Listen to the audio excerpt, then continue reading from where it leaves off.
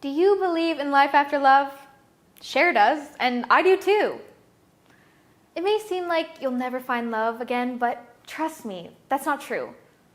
I'm going to help you figure out the pattern that's holding you back from love. And I'll give you some heartbreak hacks that will help you forget the zero and get back to being a hero. Hi, I'm Jessica Boss, and I'm here to boss you around yet again with another video about relationships. If you find any of this helpful, please like this video and subscribe to my channel. I'm a relationship expert and I make videos about the modern dating scene. My solution-based approach is to cut the fluff and focus on what you can do right now to make things better, so let's get into it. When we have a bad breakup, it's pretty easy to feel like it means we can never love or be loved again. But it really means the opposite. This is because if you found one person to love, you can find more. And now you're single. The capacity of love and relationships is a learned skill. And while nobody is perfect at it, the first step really is the hardest. The more you date, the easier it gets to do again and again until you find the right person. We don't just get one chance. The only thing that can stop you from loving again is you. Often it's pain that holds us back from loving again. We think that if we just avoid dating altogether, we won't fall in love, and so we won't get hurt. If you think about this more than 2 seconds, you'll realize that it doesn't work that way. Refusing to date won't stop you from falling in love. Remember high school? Yeah. What? And trying to avoid romantic love is just trading one kind of pain for another. The pain of loneliness can be even worse than the pain that comes from a broken heart. So if you can't avoid pain, what can you do? You can change how you respond to it. When we get hurt, we tend to wall off this part of ourselves. It's a natural response to damage. There are better ways of dealing with pain. It may feel like you should do all you can do to distract yourself from the pain and the rejection that comes with the end of a relationship. Instead, stop running from it. Give yourself time to really feel it. It hurts, but it's only temporary. Whereas if we push pain down inside of us, it lasts forever and will keep coming out in one form or another. You don't want that. This starts with, surprise, surprise, no contact. If you already cut off your ex, good. If not, do it now. You need them out of your life so you can move on. It's a tough step, but stop talking to them, texting them, looking at their Instagram, everything. You can reconnect at some point down the line. But while you feel like this, it's only going to make things worse. Out of sight, out of mind isn't necessarily true, but if you're looking at them, they're going to be on your mind. Next, I recommend therapy or writing. This is a great way to look at what's causing you pain in a safe environment. Just sitting around and thinking about the breakup isn't constructive. The benefit of therapy or writing is that you get these feelings out of your head and make them concrete so you can look at things more clearly and impartially. This is a key step of moving on. When you're exploring these avenues, try not to look at not just what happened, but why it was so hurtful. Obviously, having your heart broken is hard, but often our pain can be magnified by the way we see ourselves, how much importance we put into our relationships, and how past trauma and our upbringing affects how we relate those we fall in love with.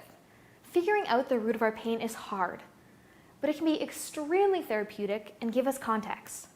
We can't just magically stop feeling bad, but figuring out why we're in pain takes away some of its power.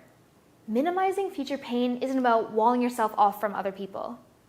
It's really about taking an honest look at the relationship and what wasn't working. Put aside your anger, your sadness, and try to be objective.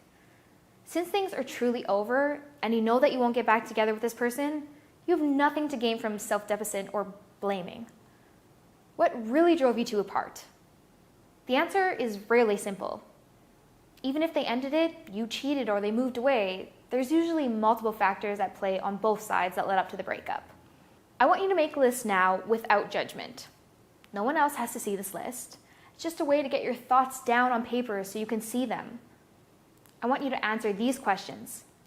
It can be helpful not to look at just this one relationship here, but all your past relationships. This way you can see patterns forming and avoid them in the future.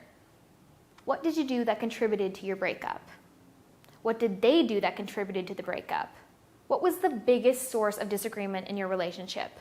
What would you do differently if you had the chance?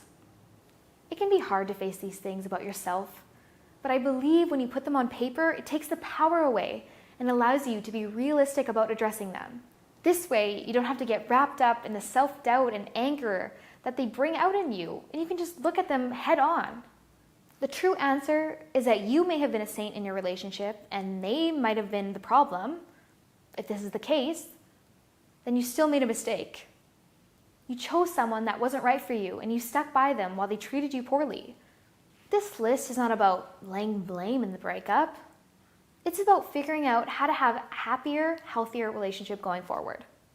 Now, I'm going to outline a pattern that may be familiar to some of you. You met someone, you jumped into things too fast, you get hurt.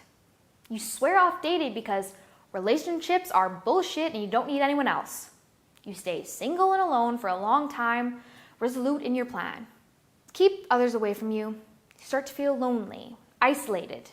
You meet someone who gets through your walls and you've been alone for so long that you don't worry about their flaws or red flags. They seem on the surface so different from your last partner. So you jump into things too fast and you get hurt again. And you'll realize they were actually just like your ex.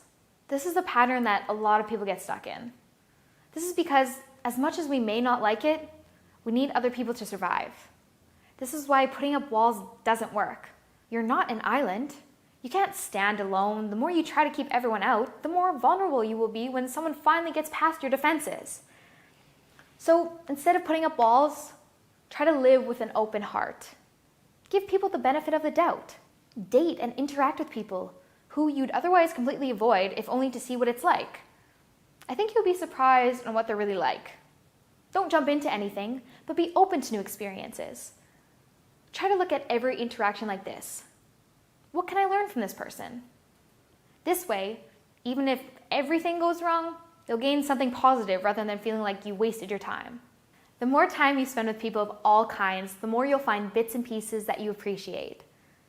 This will make it clear to you what you really want in a partner, so that when the right person comes along, you'll be ready. Sometimes in the process of getting over your ex, we realize we're not ready yet.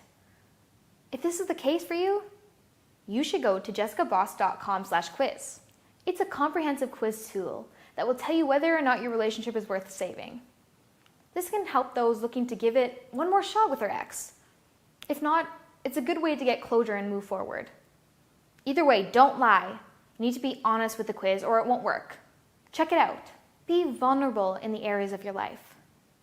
When people come to me trying to get over heartbreak and move on, they're often surprised by my advice. I tell them that often the biggest steps you can take towards getting over a broken heart has nothing to do with your romantic life. It's about taking risks, plain and simple. I'm not talking about extreme sports.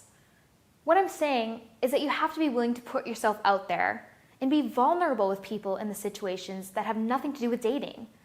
I mean, with friends, family, at work, in your social life. You can't work on your romantic life in a vacuum.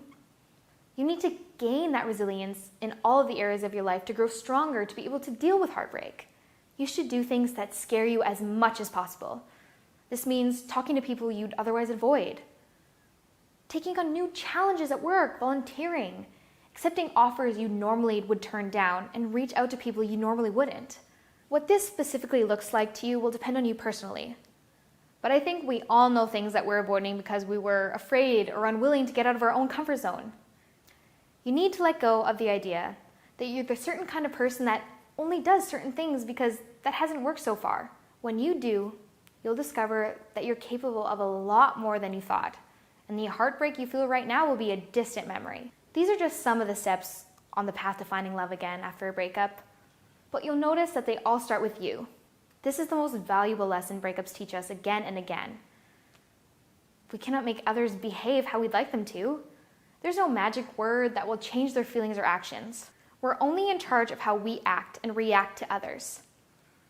That may be a scary idea, but it's also empowering. You don't have to wait for someone to come around and change your life. That person is already here. It's you. Thanks for watching, YouTube. What do you think? Is it always possible to continue loving after a breakup? Or are some heartbreaks too tough to bear? Sound off in the comments below if you have any advice for the brokenhearted who want to love again. And while you're here, please subscribe to my channel. I've been Jessica Boss. Mahalo!